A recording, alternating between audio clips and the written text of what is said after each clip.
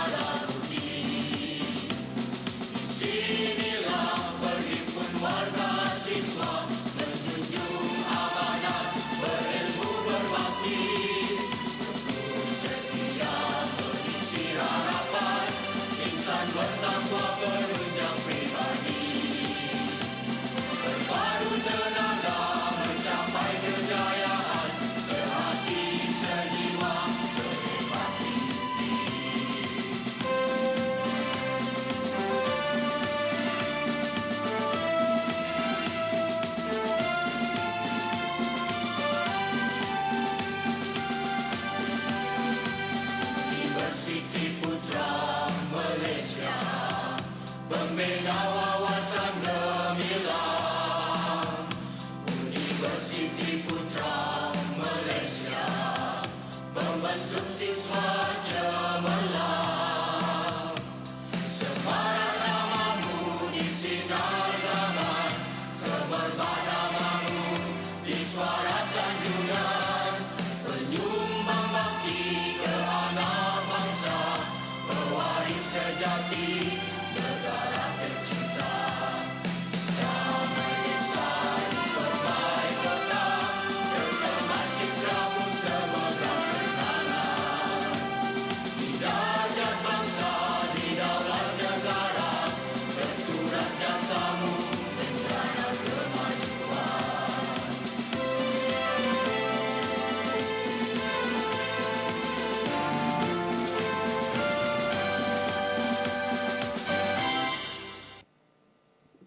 Thank you. You may now be seated.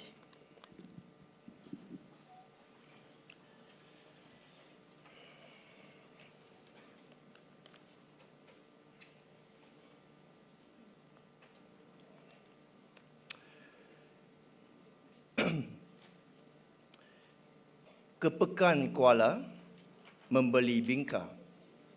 Pesanan sayang terlupa sudah. Majlis bermula, tirai dibuka dengan alunan madah yang indah. Assalamualaikum and a very good morning. Our distinguished guest of honor, yang berbahagia Profesor Teknologis Dr. Muhammad Iqbal Saripan, Deputy Vice Chancellor Academic and International Universiti Putra Malaysia, yang berbahagia Profesor Dr. Zamri Skawi, the Dean, Faculty of Medicine and Health Sciences, Universiti Putra Malaysia, our honoured speaker, Professor Dr. Thiam, Principal Officers of UPM, Tan Sri and Puan Sri, Dato-Dato and Datin-Datin, distinguished guests, members of the Faculty of the Medicine and Health Sciences, ladies and gentlemen. With great pleasure, we would like to welcome all of you to this occasion for Professor Dr. Thiam, who will be delivering his inaugural lecture today. Kalau pergi kampung keramat, jangan lupa membeli tongkat. Bersama kita memohon rahmat, moga majlis mendapat berkat.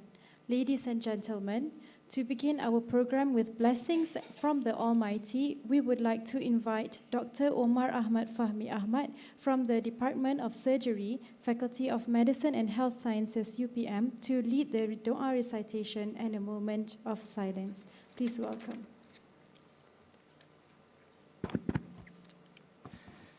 الحمد لله رب العالمين والصلاة والسلام على أشرف الأنبياء والمرسلين سيدنا محمد وعلى آله وصحبه أجمعين. الفاتحة.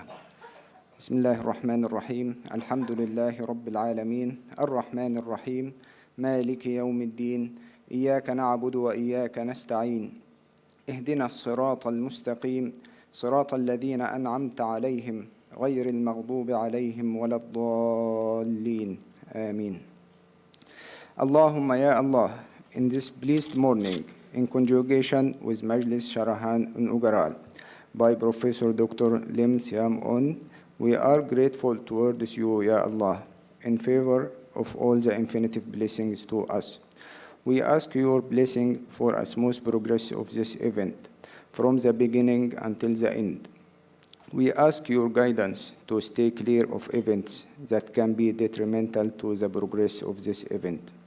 Ya Latif, Ya Rahman, please us with your tawfiq and hidayah. Please guide University Putra Malaysia to greatness, peace, glory, and prosperity in this world. And help us to be your righteous servants who follow your commands, and forgive us for our wrongdoings. يا منزل البركات اللهم اجعل بلدنا ماليزيا آمنا سخاء رخاء ونجنا من كل مكروه وسوء وارزقنا الصبر والإخلاص في القول والعمل. ربنا عليك توكلنا وإليك أنبنا وإليك المصير. ربنا آتنا في الدنيا حسنة وفي الآخرة حسنة وقنا عذاب النار. وصل اللهم على سيدنا محمد وعلى آله وصحبه وسلم والحمد لله رب العالمين.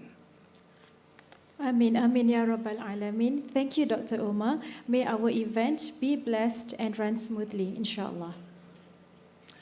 Ladies and gentlemen, Alhamdulillah, we would like to take this opportunity to thank the Almighty for His blessings that many of you are able to join us today. On behalf of the organizing committee, we are deeply appreciative and offer you our most grateful welcome. Now, it is hoped that this event will allow us to gain more knowledge and also to cherish the decades of experience by Professor Dr. Lim in the field of anesthesia, and also to develop strong networking relation among us, inshallah. Distinguished guests, ladies and gentlemen, without further ado, we would like to invite our most distinguished guest of honor, Yang Berbahagia Professor Technologist Dr. Muhammad Iqbal, the Deputy Vice Chancellor Academic and International, University Putra Malaysia, to chair this auspicious event. Please welcome Yang Berbahagia Professor Dr. Muhammad Iqbal.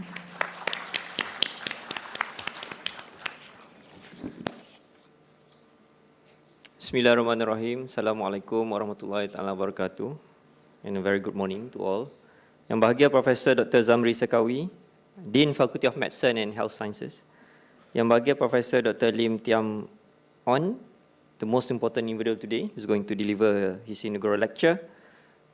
Senior officers of University Putra Malaysia, management members of Faculty of Medicine and Health Sciences, invited guests from other universities, industries and agencies, family members of our inaugural speaker, UPM staff and students, ladies and gentlemen. First of all, I would like to convey regards from Yang Bahagia Datin Paduka Vice Chancellor for not being able to be with us this morning. And I'm honored to be the person who's going to introduce Professor Dr. Lim Thiam On in this auspicious occasion.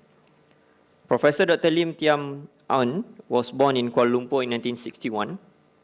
He obtained his medical degree from University Malaya in 1986.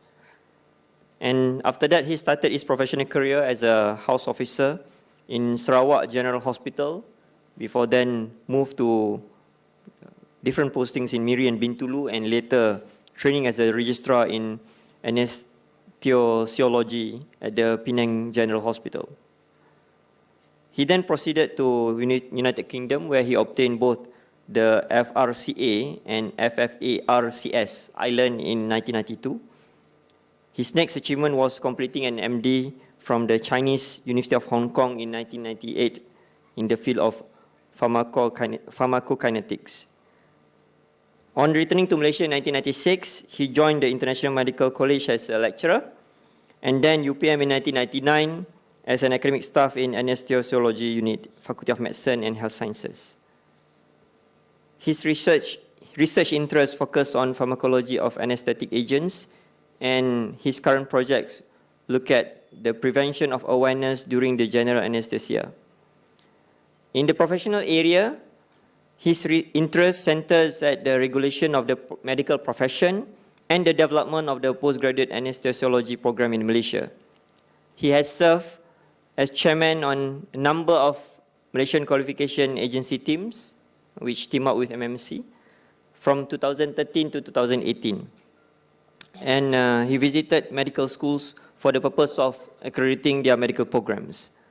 Currently, he is also a member of the disciplinary panel of the Malaysian Medical Council and serves on one of its disciplinary boards.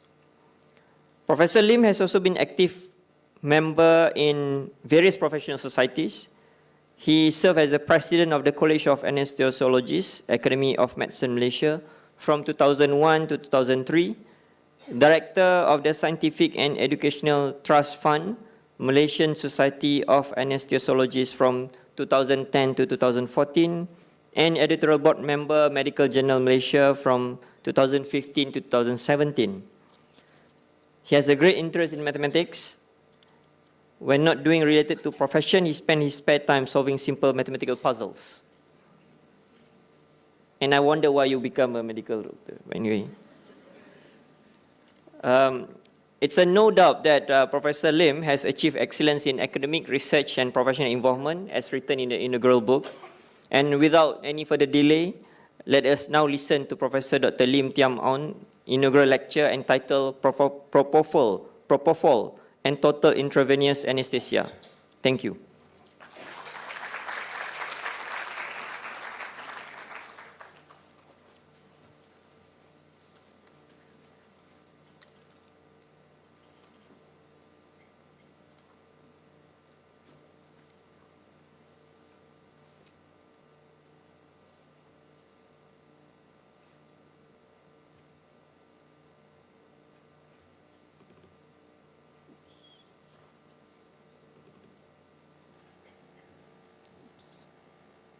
Sorry, wrong slides.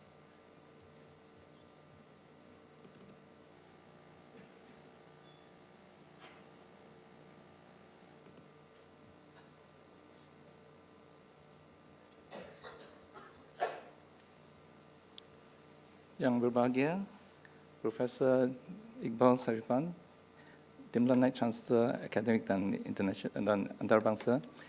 Yang berbahagia, Profesor Zamri, Dekan Fakulti Perubatan dan Sains Perubatan, invited guests from other universities and other hospitals, representatives from the pharmaceutical companies, colleagues, students, ladies and gentlemen.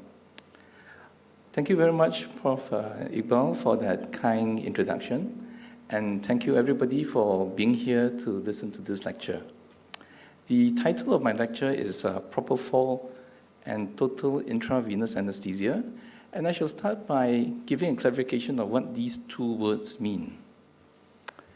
Total intravenous anesthesia means providing general anesthesia using only intravenous anesthetics. We know that most of the time when the patient gets an anesthetic, they get a gas at some time to keep them asleep. But in this technique, we use only an intravenous agent throughout from the beginning to the end. Propofol is the name of a drug, and it is an intravenous anesthetic which we use for this technique which we call TIVA. The chemical name is 2,6-diisopropylphenol, and the chemical structure is shown there. It is a white liquid that we find in ampoules, and currently it is the undisputed intravenous agent used for TIVA. There is none other at this time which is used for this particular technique, although there are other drugs given for other purposes apart from the hypnotic component of the anesthetic. So, this drug Propofol came to Malaysia sometime in 1990 when I was still working in Penang. And we had this interest in this new drug. So we gave it to our patients, and we found that in 97% of the patients, they required about, less than 1.5 milligrams per kilogram to put them to sleep. The reported dose in the Western population in the journals then was a mean of 2.67 milligrams per kilogram in one study and 1.98 in another. So we all thought at the time, wow, Malaysian patients must be different. Malaysian patients must be more sensitive to all these drugs. And so at that time, I had a fascination for this new technique, new drug, new everything, being a naive MO. And so my determination and objective at that time, many, many years ago, was to determine how best to use this technique and administer it in Malaysian patients, given that the reaction of Malaysian patients appeared to be different from that in Caucasian patients. A few years later, I started working for an academic institution, and I had to list my research interests. So following on what I wanted to do, I decided to study on how the body handles Propofol, or in other words, the pharmacokinetics of Propofol, and how Propofol affects the body, or the pharmacodynamics of Propofol. And that's what my research has been aimed at over this past 2 decades or so. The first study was giving some Propofol to the patient, and these were Chinese patients because they were in Hong Kong, and then getting a pharmacokinetic model out of it. When we looked at this model and compared it to what has been reported for the Caucasian population, it looks the same. Well, we don't seem to be very much different in our pharmacokinetics. So we took it a bit further, gave Propofol to another group of patients, took some more blood from them, and used the data which has already been published in the Caucasian population to see whether we can retrospectively predict the concentrations in the Chinese patients. And it can. I mean, the pharmacokinetics probably is the same, so that we can use one set of data to predict the concentrations in another set. So we went a step further and said, well, we shall take this data, put it in the computer, and make the computer calculate the infusion rate to determine what concentration we want the patient to have, what we call a computer-controlled infusion, or what we use now as a target-controlled infusion. Basically, we had a computer linked on to a syringe pump. The setup we used then looks the same, except that this is what I took from the internet now. The pump was different, though. We used the pump you see on the left of the screen rather than the pump you see in that illustration. and we then drove the pump using the computer. Although I have an interest in mathematics, my mathematics isn't that great as to write all the computer algorithms. We had good engineers there in the Department of Anaesthesia, Faculty of Medicine, engineers who wrote it for us. So we could drive the pump, and when we took the blood concentrations, we found that it does match. We actually can prospectively predict the blood concentrations of Propofol in patients using data from the Western population. Now, of course, we have shrunk the computer into a small chip, fit it inside the pump, and the pumps at the right side of the screen is how they look like now, not that clumsy arrangement that we used to use. We stretched it a bit further. We said, well, can the pharmacokinetics last the same for a long period of time, over 6 hours, 8 hours? So we gave the patient an infusion over that long for neurosurgical operations. As you can see on the graph, the line there shows the predicted concentration using the data that is available from Caucasian patients. And the dots there represent the measured concentrations in the patients that we were studying.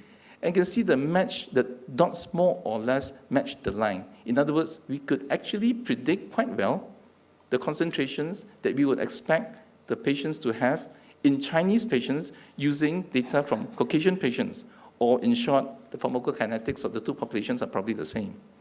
That was the conclusion of that set of studies, but they were in adult patients who were relatively well. What about children? We know, and our pediatricians tell us, children are different from adults. Well, their pharmacokinetics is also different.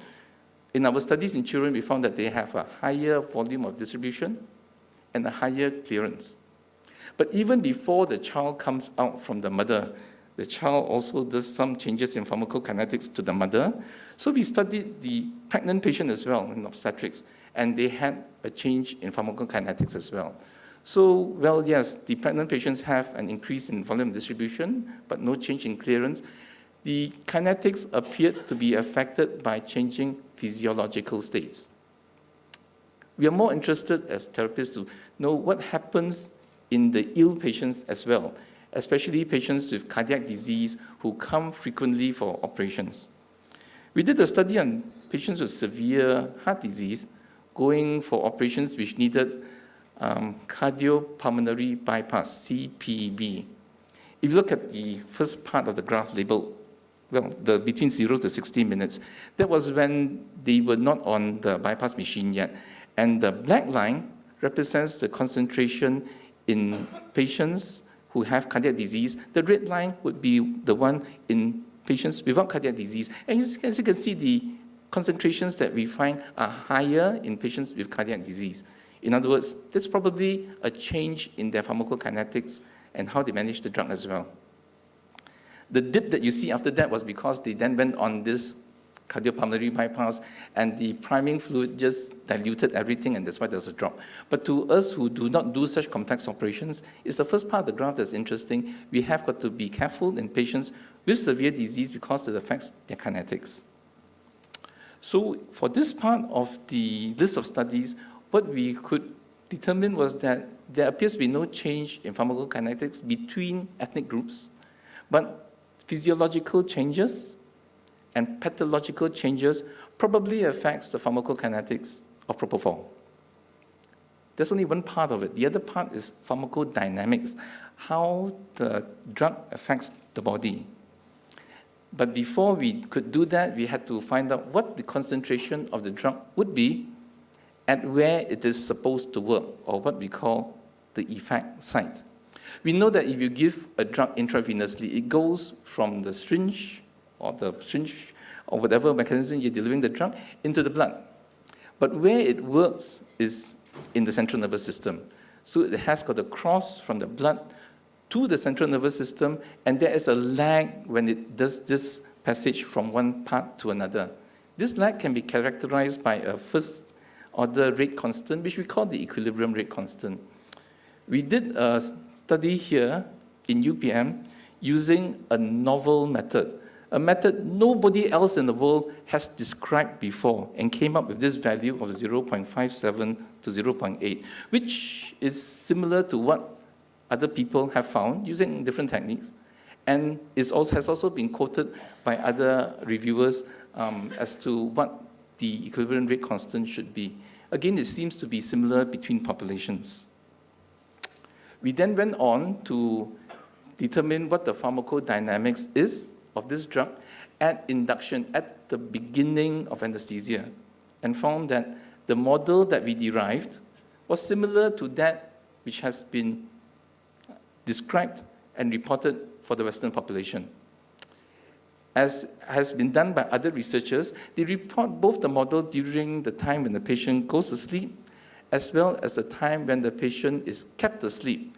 And again, our model that we developed for our patients during maintenance of anesthesia was similar to that for the patients in the Western world.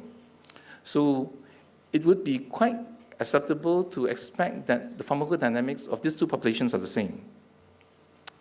We then wanted to find out whether it remains the same throughout the operation, whether the pharmacodynamics at induction, when they lose consciousness, is same as that at recovery, when they wake up from the anesthesia. And you can see the two lines there. The red one denotes the concentration response graph at recovery, and the black one at loss of consciousness, and they are almost the same. If we do a statistical test, it is not different. And so we conclude that, yeah, the pharmacodynamics remain quite stable throughout the operation. From this, we also derive the concentration in which we expect 95% of the population to be asleep, the EC95, and that was found out to be 2.32 micrograms per mil. It is important to know whether the patients have actually been given any other drugs apart from Propofol, because these other drugs may also add to the sedative effect of the Propofol itself. And so we conducted a study to look at whether there is a decrease in the requirements with patients given sedation. And from this graph, which shows two curves, the one on the left shows what it would be after the patient is given a sedative drug in addition to Propofol, and it shows that it decreases the requirement of Propofol to get the patient to sleep by about 45%. Or you look at it the other way around, in patients given a sedative, you would need to give 80% more if you don't give it, right? So from this set of studies, what we had noticed is that, again, just like in pharmacokinetics, there does not appear to be any difference between the ethnic groups in terms of this pharmacodynamics, which actually got most of us wondering, if there's no difference in pharmacokinetics and no difference in pharmacodynamics, why do the Malaysian patients appear to require less in the first instance when we tried it? In any case, what actually affects the pharmacodynamics is the concurrent administration of other sedatives rather than the population groups or the ethnic differences itself. We wanted, in order to be able to make use of this data, determine when the patient is asleep, not so much at the time of induction, because when we want to get the patient asleep, we give the patient a drug, we can see when the patient goes to sleep. But during the time the patient is having the operation, we do not want the patient to wake up. So we want to have a monitor to make sure that they are asleep all the time.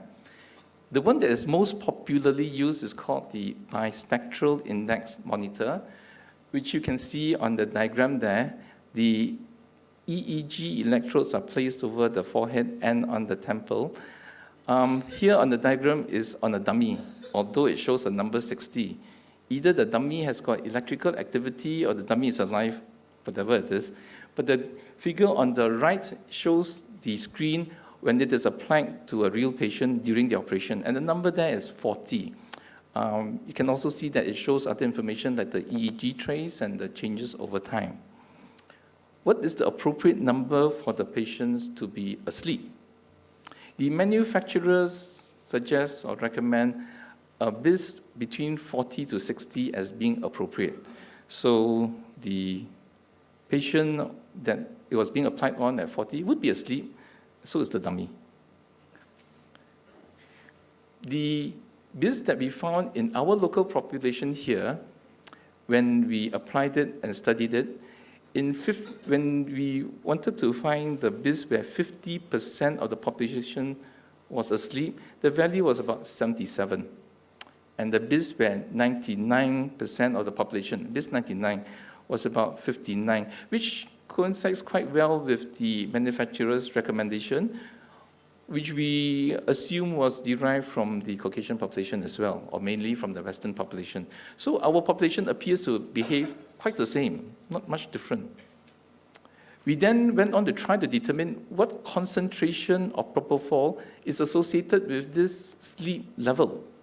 In another study, we looked at the BIS value again, where 99% were asleep, and came up with a slightly different value, 57.9, not too different from the 59. The concentration of propofol associated with this BIS value in 50% of the patients was about 2 micrograms per mil if it was given without remifentanil, and about 3.7 with remifentanil. Remifentanil is a very potent, short-acting opioid drug, and when we use it, it tends to decrease the amount of propofol needed to keep the patients asleep. So when we gave propofol together with this drug, the concentrations needed varied from 1.6 to 2.5. These numbers, as you notice, is close to what we had found earlier in terms of the concentrations needed to have the patient fall asleep, which was determined at about 2.32 micrograms per mil. And that is what we have used in terms of proposing guidelines as to how we should deliver total intravenous anesthesia in our Malaysian population. We also were asked, can we then mix 2 anesthetics and give it together? Would it be better? It's a relatively new technique, total intravenous anesthesia. Can we mix a little bit of inhalational, a little bit of intravenous drugs, and get the best of both worlds? Well, we first studied what happens if we mix 2 intravenous drugs. It's easier, both of them given intravenously. And we mix propofol with thiopentone. The graph there shows an isobologram, and the line is the line of addition. We then tested different combinations of propofol and thiopental, and the dots, if they fall on the line of addition, would mean if you add the 2 drugs together, the effect will be additive rather than synergistic, which would mean that you get more effect from just adding the 2 drugs together. As you can see, the dots all fall near the line, so we concluded that adding 2 intravenous anesthetics would probably give an additive effect, which is what is expected because of their mechanism of action. What we were more interested is what happens if we were to give propofol and sevoflurane together and see whether the effect is more than just additive, whether you can get a better effect out of it. This is data which was collected during normal anesthetics when the patients were given the anesthetic for a normal operation. So it hasn't been published because it was not a really controlled study. But as you can see there, most of the lines are on one side or the other, but near the line of addition. So it is most likely that the interaction between propofol and sevoflurane is additive. In other words, there is no real benefit adding the 2 drugs together because you only add the effects and not get less side effects. You just get the side effects from both drugs, and it would be not to the benefit of the patients. All right, so having got all this big chunk of information, I looked back at what I was trying to do in the first place, looked back at the objective of doing all these studies. It was to determine what we could use in our Malaysian patients.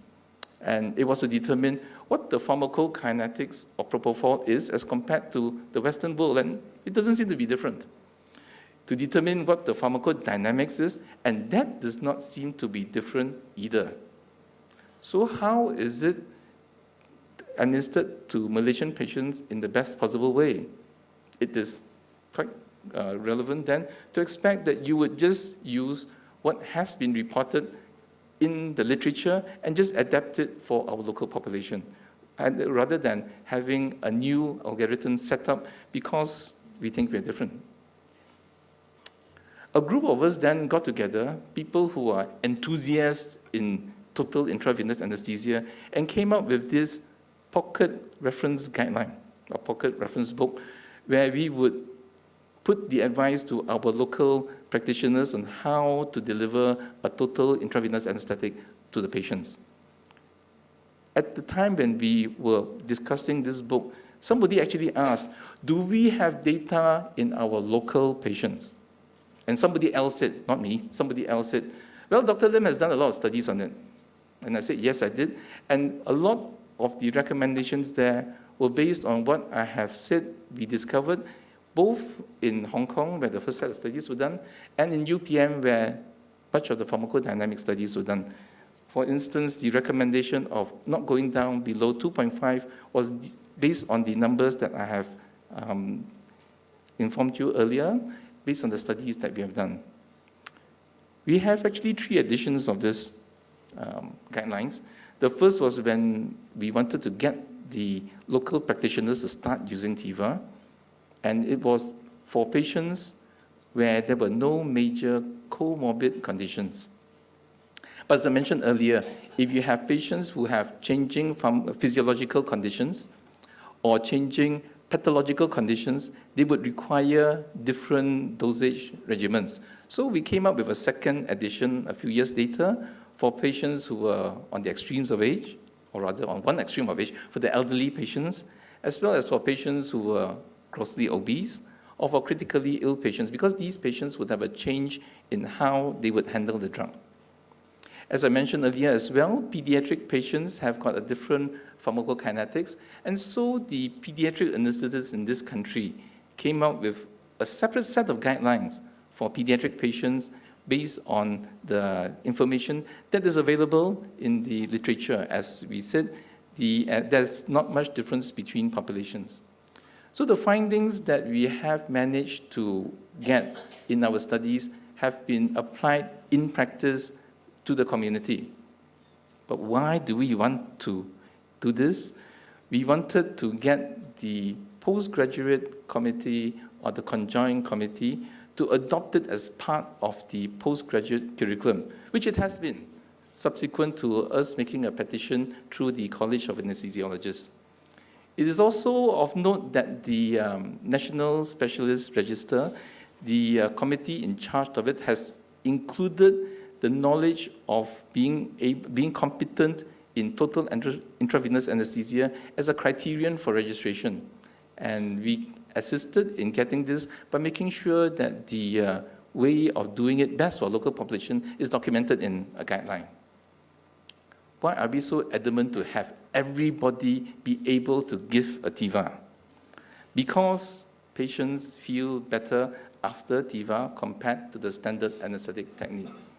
I mean, it's no point doing research, having a big chunk of materials, publishing plenty of papers, and cannot apply it. We wanted to have a practical application to it, and it's because we believe that it is the better way of giving an anesthetic, and that's the way to go. The most prominent effect that has been proven is that there's less post-operative nausea and vomiting associated with TIVA. We try also to convince the doctors, well, it's not only for the patients that you should use it, it's also good for the doctors. Why? Because the gas doesn't spill out all over the operation theater. They don't inhale all the gas and have the toxic effect, make them a little bit more woozy than usual after the operation. So we have been trying to get both the doctors and the patients to accept this newer technique, which is actually better for them, both patients and doctors. But while we went around trying to convince doctors to do this, we also found out that it has an effect on climate change. Climate change, something close to the heart of UPM. Why? Because the anesthetic gases and vapors are recognized greenhouse gases. The lifetimes of the vapors that we use, the halogenated vapors that we use, range from 1 to 4 to 21 years, depending on which authority you look up. The lifetime of the gas, nitrous oxide, laughing gas, which we used a lot of previously, is even longer, it's about 100 years. It stays in the environment for that long, forming a blanket, keeping the heat in rather than having the heat go out, increasing the temperature of the world and causing climate change. I'm not an environmental advocate, but that's what the literature says, right? Some of these gases also deplete the ozone, cause a hole there, and have the ultraviolet light comes in. So we would actually be doing the world a favor by using less damaging techniques as compared to the ones that we're using now. How bad is it?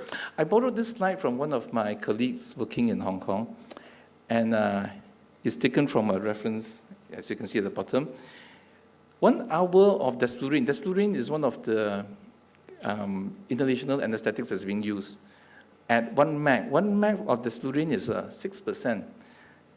At 2 liters of flow per minute, that means you give 6% desflurane at 2 liters of gas flow.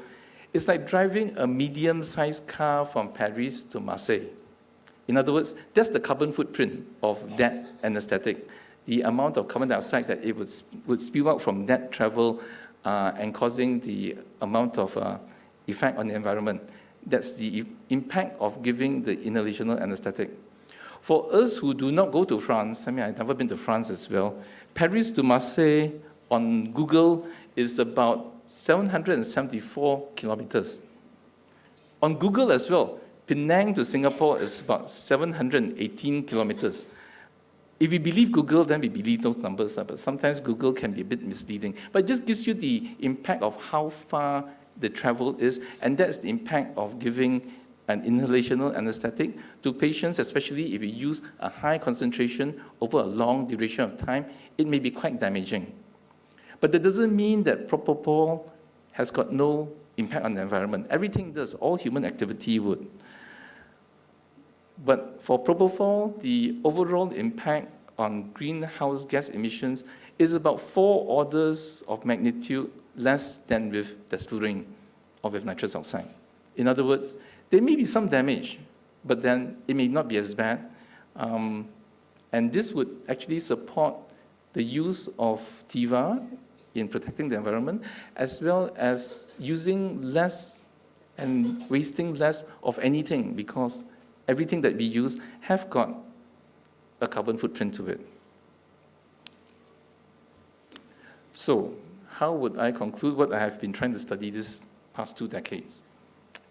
I started off when in Penang, expecting to find that when looking at how best to give TIVA, Malaysian patients would be different from Caucasian patients. After all, we are better than them, aren't we? But I also thought that research means that there should be some new scientific findings to be discovered and to be recorded and to be published and to be set out in the world. That was my expectations when I started off on this line of research. What I found actually was that there's actually quite minimal inter-ethnic differences as far as pharmacokinetics and pharmacodynamics go, especially applied to Propofol. Perhaps other drugs might have some differences, but we cannot really demonstrate that for Propofol. After all, we are all God's children. We're all the same. We all belong to one race, the human race, so we don't expect us to be different from other people. In terms of findings, no new findings doesn't mean that there's no progress in what we do. The fact that we have found that there are no differences and the dosage that we use in our local population is that and that, we use that information to transmit to other practitioners so that they will be confident in using this new or different technique on their patients. The other thing I learned also was that while going around trying to convince people to adopt this technique, we found out that there were other things to learn, especially on what importance it is that we have to respect the earth that we live in, the biosphere. And in going through this journey of learning how to do research and applying it, the lessons were a little bit not what I expected it to be, but were important anyway. Thank you, ladies and gentlemen, for listening to this part of my presentation. But I cannot conclude without thanking the many, many people that has helped me through making this research possible, especially to my parents who made me who I am, to my family, my wife and my children. I've got 2 sons and a daughter. The number 1 son is sitting down here with my little daughter, though number 2 son is a few thousand miles away trying to look at cells. I have to acknowledge my mentors, the people who have guided me through the beginning of my career as well as my research. The late Dr. K. Imbasigaran, who was the head of service in the head of anesthetic service in the Ministry of Health before he retired. Professor Tony Jin, who is the professor of anesthesiology at the Chinese University of Hong Kong and still is. Adjunct Professor Timothy Short, who is at present with the University of Auckland in New Zealand. They were my mentors when I did my doctorate in medicine and guided me through the initial studies of pharmacokinetics.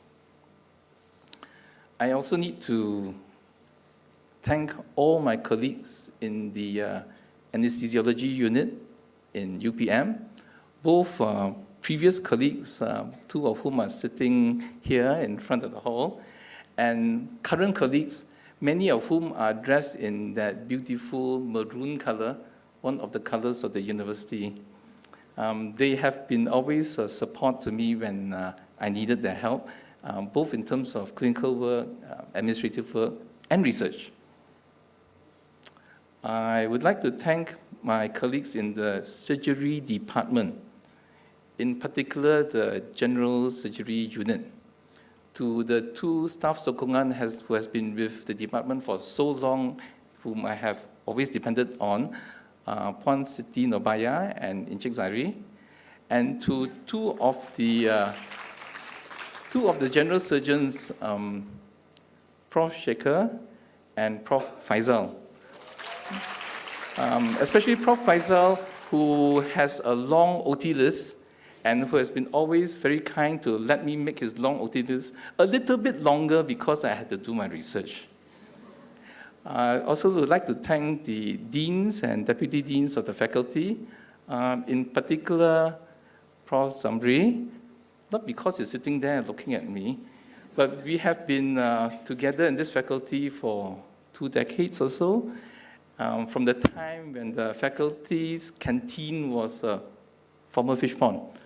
And we have been having debates on all issues, academic and otherwise.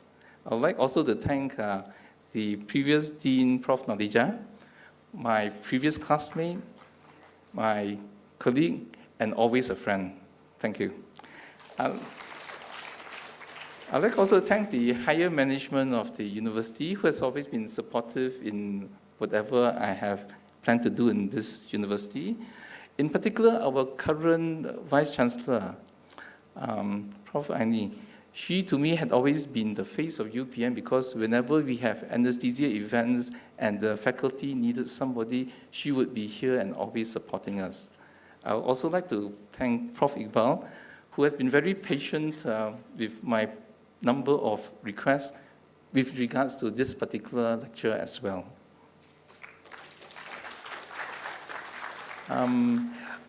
I'd like to thank the companies who have supported the advancement of total intravenous anesthesia in Malaysia, and partially in support of the work I do, which is related to this.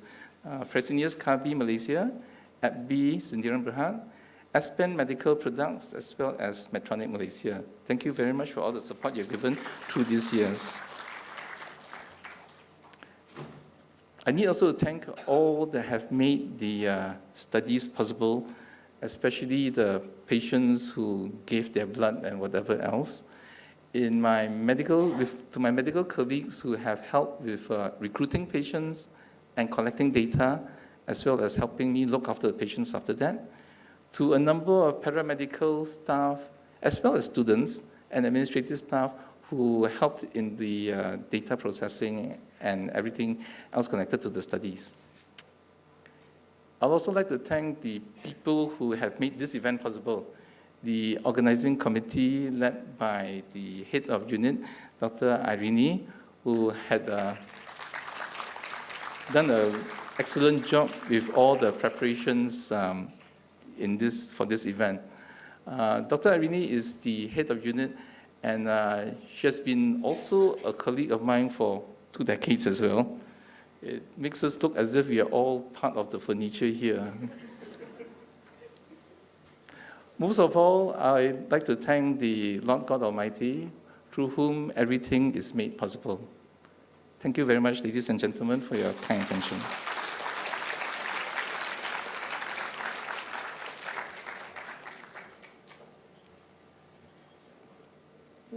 There's one more slide.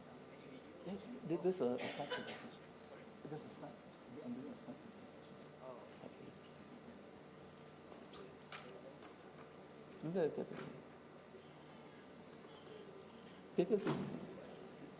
It's just a slide.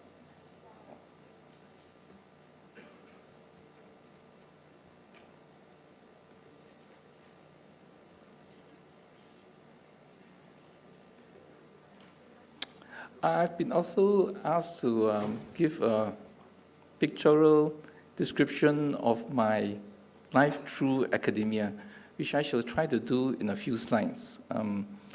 I apologize for not having a multimedia presentation because a lot of my old pictures are now unreproducible, either because of a loss of color or because the technology was a little bit too old.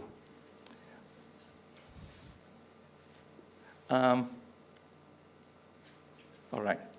So my journey started as a medical student in University Malaya, where I entered in 1981.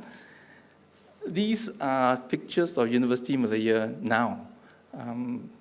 That's at the entrance, and that's the medical faculty, which has still got some nice green grounds. When I was a student, there were more nice green grounds. It's more concrete looking now, but that's where I started.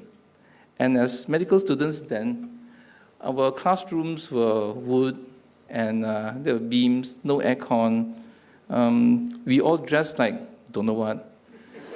And Prof YK is wondering whether I'm pulling her leg or not. But this is our classroom in a longhouse in Sarawak. We were in a rural health posting, and we were having discussions, and that's why we were dressed like that in such an environment.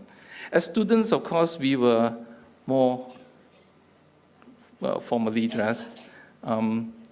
We look quite much like the students now, I think, except that perhaps one or two had an afro hairstyle then, which doesn't seem to be the trend now. In 1986, I graduated and was posted to Sarawak General Hospital. That's a picture of a hospital then. And the state then had 3 anesthesiologists serving the whole state. So I thought, oh, well, that's what I should do because there's so few anesthesiologists around. 1988, got posted to Penang General Hospital as a registrar in anesthesia. And that's a picture of the old block. It was the same old block that I worked in. The corner on the 2nd floor is where the ICU used to be. And the whole 2nd floor was where the operation theaters used to be. It was then a nice old hospital where my interest in TIVA first started. Fast forward to 1993, after I've completed my training, I accepted a job as an academic staff at the Chinese University of Hong Kong. The picture on the right shows the campus then. It's on a slope on a hill, but their slopes in Hong Kong don't fall down like the slopes in Malaysia. They stay there, and the buildings all stay there. There's now more buildings on the site, actually about twice as many, and it's still a very nice place to be. Most of my time actually was spent in the Prince of Wales Hospital, the photo on the left bottom, the hospital that I worked in, where the operation theaters were about half to 2/3 the size of what we find in Sedang Hospital. I mean, they're small, but we could still do research. The lecturer rooms were about 1.5 times that we have in our lecturer complex. But we had 6 lecturers to the room rather than 1. So, well, yeah, it is a little bit smaller than what we're used to here. But we could do quite a bit of work. In the center of the complex, the campus in the Chinese University, somewhere in the middle of the hill, there's a nice wide boulevard leading to, that's a lecture hall. A nice wide boulevard with hills on the side, which once every year during near the winter months of November, December, they hold the annual convocation where the students go up and get their degrees. In the open air, nice, crisp and cool, which you can have only in places further away from the equator. You can't have it here in Malaysia. And there you see some creatures walking down in red robes, similar to this red robe I'm wearing. That's the robe for the Doctor of Medicine graduates at the university. For those who don't know, it's not an undergraduate qualification, it's a postgraduate qualification. It's called the Doctor of Medicine, unlike the MD that we have here in UPM. My basic degree is from University of Malaya, not from Chinese U. In 1999, I came to UPM. 1999, now it's 2019, it's 2 decades, yeah. But most of my time, actually, in the first few years, was spent in Hospital Kuala Lumpur, where the clinical faculty was based. That's a picture of the hospital on the right. And we were more friendly then. Our signboard was beside their signboard. It says, Hospital KL, UPM. This hospital is used for teaching medical students from UPM. It was quite a nice relationship then. I'm not sure about now. And these were medical students. The person on the right is not a medical student, obviously. The rest were medical students in 2003. That would be the 3rd batch. Prof. Zubi will probably know them better. And I guess they look quite like medical students now as well. The staff in 2003 maybe looked a bit different. When the VC comes or the TNC comes, we were told to be there in coat and tie. Lab coat and tie. That's why we're all wearing white. Nowadays, I guess we don't impose that anymore. After a few years of collecting the data and the studies, we ran a few workshops to get the information out to the general anesthetic community, that which we gathered in the guidebook that we developed. The upper picture is one of the workshops we held at Hospital Sungai Petani, where I was a facilitator, and that particular session was a theoretical session. The one on the bottom is another workshop in which I participated as well in 2015 in Hospital Kuala Lumpur, where it was a live stream of what was happening in the OT so that the participants could see what was happening to the patient given a total intravenous anesthetic. This is what happens in the OT, though. This was taken during the Sungai Petani workshop. As you can see, the pumps there are delivering, the white stuff is Propofol. The second syringe there is delivering remifentanil, supplied by Abbott then, being pumped to the patient in a pump supplied by Fresenius, on a patient who's monitored using the BIS monitor supplied by Medtronic. And that's why we have all our great sponsors here, not because they sponsor my work, but this is sponsoring the dissemination of this knowledge to the medical community or the anesthetic community in the country. By 2015, we had developed the technique quite well, and so AbbVie invited an international speaker to a national TIVA forum, and subsequent to that, we developed the 3rd edition of our guidelines, which is still in use in the country today. We took the advice both from local and international experts in order to push for this technique, which we believe is better for both our patients and the community.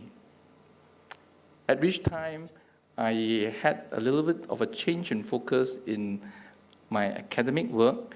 And for the several years after that, it was focused more on doing accreditation of medical schools, my other area of major work.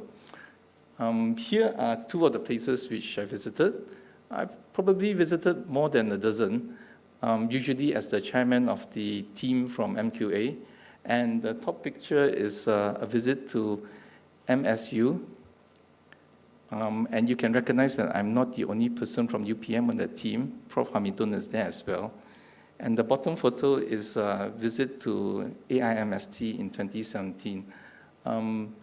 We do put our face of people from UPM going around doing work, not only for ourselves, but for the medical community and the community at large in Malaysia, doing the work for MQA and MMC as well. But the past few years have focused more on the work in our unit, the anesthesiology unit here in UPM. That's in 2016 where we were doing research presentations when our postgraduate students start having to present their research projects. And that was the first research presentations that we have had in our unit. And subsequent to that, we have had quite a number each year, except that we still need to improve every year because it's a learning curve for us as well. In 2017, we organized an entrance exam for the postgraduate program, the Masters of Medicine. And this is a picture that we took at the end of the exam when we were cleaning up the place. It's a, well, we are a small but tight-knit unit. Although there's only about 6 to 8 of us, we will do everything from the menial task of carrying tables and cleaning tables to writing questions and marking them.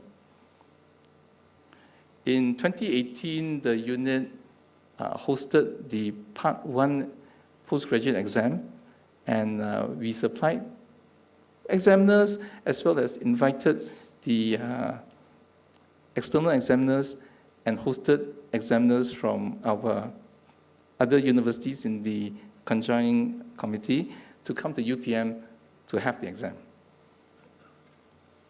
And in 2019, earlier this year, we ran the intensive course for the Part 1 of our postgraduate Masters of Medicine program here in UPM, and this was at the TNCPI's building.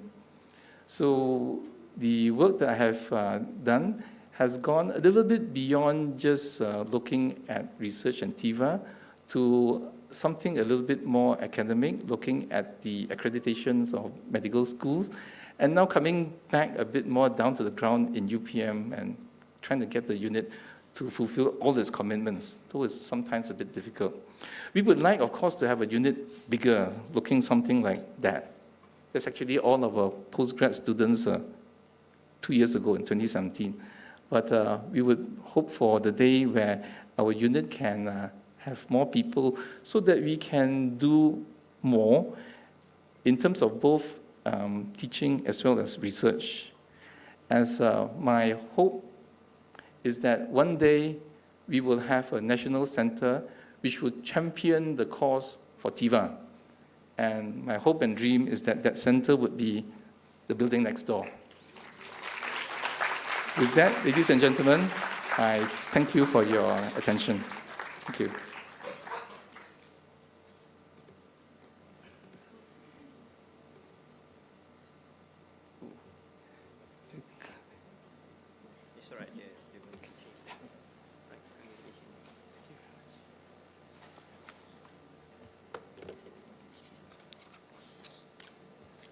Thank you, Yang Bahagia Professor Dr. Lim Thiam Aun for the interesting lecture, and congratulations as well. And as what been shared by Professor Lim just now, that he has a vision to see the National Center of TIVA next door at our teaching hospital. I think there are lots of expectation and hope of what we can do with the teaching hospital, and hopefully with the teaching hospital, it will enhance our research especially in the medical and health sciences area. Um, I think there are lots of research findings that have been shared by Professor Lim just now, and he has also shared with us the research journey as well as the personal journey. Well, I do not know about the audience, but I'm sitting here in front, and I hardly can tell which one actually his picture. I mean, which one is his? Maybe because of the spectacles. I do not know whether that got something to do with the size as well. Yeah. On behalf of the university, we would like to again congratulate Yang Bahagia Professor Dr. Lim for his dedication. I think at least he mentioned 3 or 4 times about his service here in UPM has been 2 decades, yeah? Which I hope that it will continue forever. And I do really hope that that will inspire the rest of us to keep doing our best in our research and in our teaching. And I do believe that for the past 2 decades that Professor Lim here, he has contributed a lot to the development of the faculty, whether that is in terms of the teaching development of the students, teaching students, as well as research, and more importantly in terms of the services, clinical services. Again, I think let's us give a round of applause to Professor Lim. And I hope that I'll be able to see all of you again in the next series of our inaugural lecture. With that, thank you very much. Assalamualaikum warahmatullahi ta'ala wabarakatuh.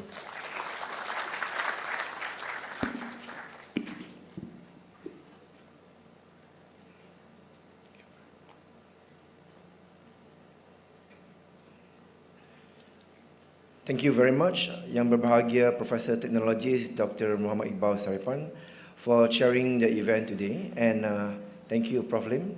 Yeah, Prof. Lim, for a beautiful talk. That's how we will greet him in the operating theatre. Well, as surgeons ourselves, we work in and out with Prof. Lim. And at times, we do have very nervous and exciting moments in the operating theatre.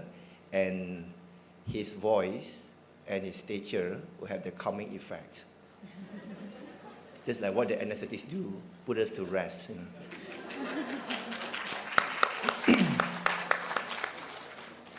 Yeah, and thanks, Prof. Lim, for the talk on TIVA.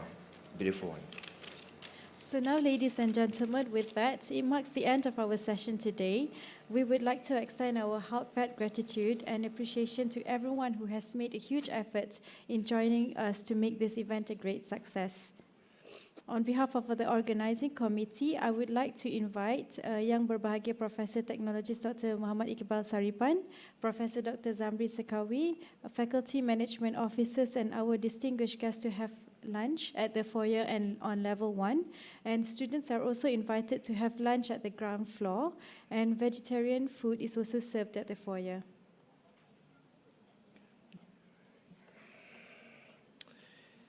And again, please allow us to end our event with one last pantun.